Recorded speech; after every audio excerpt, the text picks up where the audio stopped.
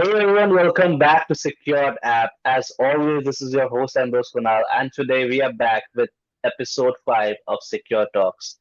So, with me today, we have been joined by Rahul Kumar and Nikhil Prasad Singh, who are a core member or core team from SecureDApp. So, before moving further, I would just like to introduce myself. I'm Kunal Chowdhury, Marketing Associate as well as Community Manager at SecureDApp. So, with me today I've already told that with me we have Nikhil Prasad and Rahul Kumar. So, Nikhil, we will start your intro, and after that, followed by Rahul, and after that, we can just start the show. So, Nikhil, over to you, Hey, my friend. hey everyone, how are you? So I'm Nikhil Prasad Singh. I'm a legal expert and a Web3 I'm Web3 legal expert at SecureDApp, and today we are here to talk on India's cybersecurity movement. Will I will be answering the legal side of the today's episode. Thank you, Kunal, for having me. I'm very excited for this episode. Okay, so Rahul, if you can just Well, introduce yourself. hi everyone. I am Rahul Kumar from SecureDApp. I am a subject matter expert. I help Web3 teams to go beyond audits and build real continuous protection to their protocols. And great to be here and with this show. Absolutely. So, today's topic is India's cybersecurity movement. Can we lead the world in digital trust? So, moving further, let us start with the onboard question. Why India's cybersecurity movement? Why is this India's cybersecurity movement?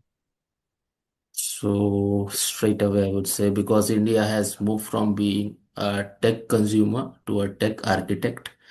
We build UPI, ONDC, Aadhaar stack, e-KYC rails, and now we are influencing global models. But when digital scale multiples, the attack surface multiple even faster. And regulators also recognize this. Okay, so India is now drafting frameworks not to catch up with the world, but to set the standard, and especially in fintech, crypto, and digital identity. So the world is watching, and the question is, can we become the benchmark of digital trust? Right, So absolutely. Yes. absolutely, Nikhil. So let's talk about digital public infrastructure or DPI, India's biggest differentiator. Rahul, any comments on it? So DPI, I would say DPI gives India a unique advantage. Number one, centralized standards, decentralized access, massive scale testing. But DPI also becomes a prime target for attackers because taking down a single service impacts millions. Yeah, absolutely. And can India secure systems at this scale? Yes, but we need consistency. Cybersecurity isn't a tool set problem, it's a mindset problem. If founders, engineers, auditors, regulators don't align, the system becomes fragile and fast. Yeah, and globally also. I mean, trust is shifting from just that is your tech good to it is your tech safe or not. Okay. I mean, privacy, cybersecurity, these are all like important matters right now. And DPI is India's chance to export this trust that yes, our products are also competitive with the world, globally. Absolutely, Nikhil. I agree on this. So, switching gears on Web3, India is now one of the fastest growing crypto and developer market globally. But what about security? Rahul, any point of view? Security Web3 is both an opportunity and a risk. So I would say point wise, pointly first one, I would say India has the world's largest pool of blockchain developers. India also has some of the most socially engineered attacks and the largest retail investors base entering digital assets. If we get Web3 security right, we win globally, not locally. Okay, so what's holding back us? Three things: audit dependency, Teams treat audit as a guarantee. And secondly, zero monitoring culture. Protocols don't track what happens after launch. Poor threat modeling. Teams don't ask who will attack me and how. If India solves these three, we jump leagues ahead. Yeah, and also the government's upcoming digital asset frameworks are also moving towards exactly this: responsibility, transparency, and a professional grade of risk controls. You know. I Yes. agree on this, Nikhil. Absolutely. So, Nikhil, let's get into the legal side of it. What does India need to lead the world in trust? Hey everyone, See, I will suggest there are four big ingredients. Okay, first of all, there are adaptive regulation. So you have to move away from the static rules to a dynamic guardrails that evolve with threats. You have to keep your regulation with the innovation, you know. Then there are cyber recognition of cybersecurity standards.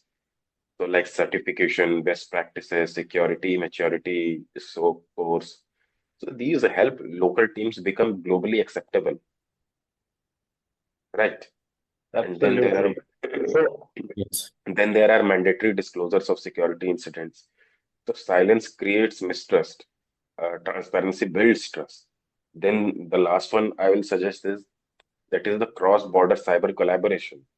So India must be a part of the global cyber task force, like Web3 policy groups, security coalitions. So these are things that India has to look into. absolutely. So, in simple terms, trust comes from a mix of strong systems plus strong rules. Yeah, Yes. exactly, Exactly. Kunal. Right. So, let's address the core question. Can India actually lead? Yes, but only if we commit to continuous assurance, not episodic audits. That means real-time monitoring, incident readiness, protocol level security culture, economic plus technical risk analysis, and AI-based threat detection. Security must become a function, not a formality. Yeah, exactly. And you know, India's advantage is speed. We adopt fast, we build fast, we innovate fast. Okay, if we add security and maturity to that speed, nobody can catch up, you know. Yes. Okay, my question is to Rahul. What makes you so confident that India can do it? So, because we have already done it with payments, identity, and digital infrastructure, security is the next layer, I would say. Okay, I agree. So, if we were to put it in an action plan, what must India do in the next 3 years that are coming?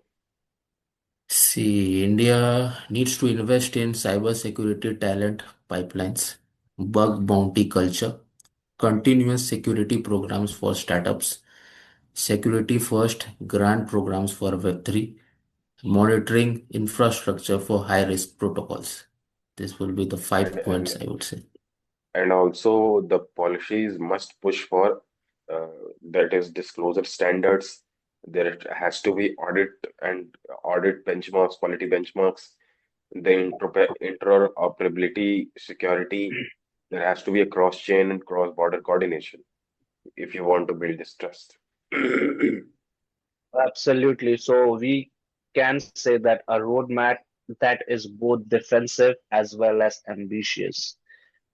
Mm. Okay, so this is India's cybersecurity decade. If we choose to make it one, we have to build scale, we have to build speed, we have to build global admiration. The missing piece of trust is trust, and the trust comes from the security. India can absolutely lead if security becomes a mindset, not an afterthought. Yeah, see, and the world will trust our digital systems also. when we start taking security as seriously as growth. So it has to be hand in hand. Yes. Absolutely, Nikhil and Rahul. So thank you so much for tuning in this episode. People, I hope you like this episode. If you did it, please hit the like button. Share this video with your friends, families, and colleagues. Subscribe to our YouTube channel, SecureDApp. Check out our products like Secure Watch, Solidity Shields, SecureX DID in Play Store, in the website called SecureDApp.io. You will find many cybersecurity as well as blockchain security products that are worth checking out. So we will be ending this here. Thank you so much for tuning in, and we will definitely see you next time. But till then, stay safe, stay secure, and as always, I say, stay ahead. Thank you. Thank you, Nikhil. Thank you, Rahul. Thank Thank you, you, Kunal. Kunal.